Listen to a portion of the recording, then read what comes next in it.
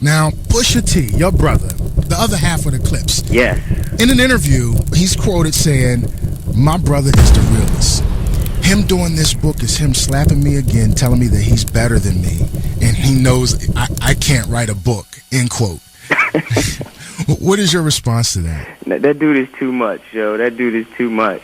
It definitely wasn't about trying to be better or outdo. This thing happened in my life, and what's funny about it is we have been together as a group for 12, 13 years, however long it has been. And so when I told him, that I have to stop doing this and I have to, share this story, he didn't understand at first.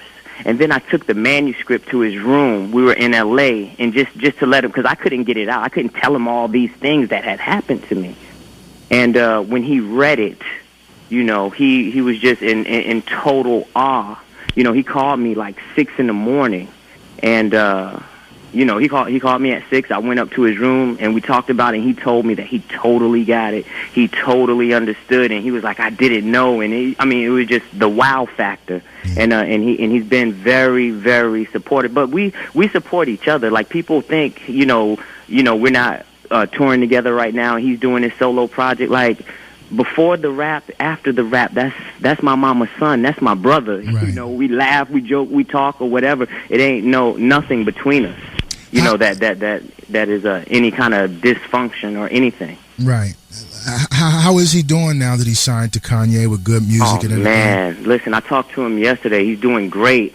He told me that he's just been blessed through the whole ride, and everything is going well for him. So everything is good. And I don't know if you've seen him, but he's on How to Make It in America too. Like, he's really doing his thing. Really? Yeah, I seen a couple of videos of his prior to doing research for this show, and he's funny. Oh no, he's too much. I can't take him. He pulled up when Big Sean came to Virginia Beach, and he picked him up in his Jeep. And it was like, man, look at his Jeep, look at the Benz Jeep. He's like, something light, just something light. yeah. That's his little saying, and it's just something light. Little shoestring money. Yeah, shoestring money. Yeah. Oh my goodness, that's funny. Let's switch gears now. Your former manager, Anthony Gonzales, was sentenced to 32 years in prison for his role in an estimated $20 million drug ring. Now, according to federal documents, Gonzales, his drug empire, allegedly moved 100 pounds of cocaine over a ton of marijuana through the Hampton Roads, Virginia, since 2003 and up. Authorities suspect that Gonzales imported the drugs from Panama, Florida, California, and Arizona. Speak on the premonition you had prior to him getting busted. Well, first I would like to say that the feds embellish everything. They kind of take stories where they want to take it. And on behalf of Anthony, our manager, awesome dude, such a giver, all the kids, all the schools, all the Thanksgiving, Christmas, handouts and everything that he did every year without fail, and was serious about it. Wasn't for no recognition. He never wanted pictures taken, and I just want to say that on behalf that he's truly a good dude, like so many of our brothers out here that are behind bars. They get caught up in the wrong thing sometimes, and I do agree with that, but, we can't just throw them under the jail and forget about them like they're not real people. As far as the premonition that I had, I knew it. Because I had a feeling, and we were in Miami. We were, listening to the tracks that were just about to come out on the new album, Till the Casket Drops. And a friend of mine came with Anthony. His name was Rat. And we were in the studio, and I don't know where this came from, but I just asked him, I said, "Rat, are you okay?" And he said, "Yeah." And I said, "Well, it would just break my heart to hear about you in jail." And I noticed the look on his face was just stuck, totally stuck. And I don't know why, but later on, after that fact, he was telling people I was getting signs from everywhere. He was like, Malice even told me he didn't want to see me in jail. And I even said something very similar to Tony. And when I go see Tony now, he'll say it. Tony is Anthony. You know, he was like, you tried to tell me, didn't you? You tried to tell me, didn't you? Yeah, I told everybody. I told everybody. And I don't know. I just knew. It was a premonition. Do you think that truly a premonition in every sense of the word? Do you think that was a sign from God through you to reach him and others? I know it was. I know it was. I know it was.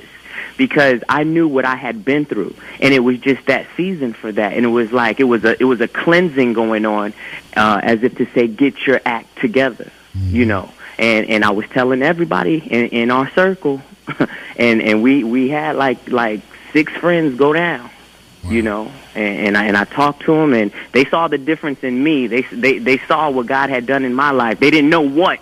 But they was like, oh, he don't do this no more. He don't do that no more. You know what I'm saying? Right. And please believe, I just want to be also clear. This is not it should really go without saying, but I'm not professing any kind of perfection or I have it all together. I just realized where I once was dead, I am now alive. And the things that I used to do, I no longer agree with that. So it's a process, and I'm just, you know, trying to do better. But by no means do I have it all together. No doubt.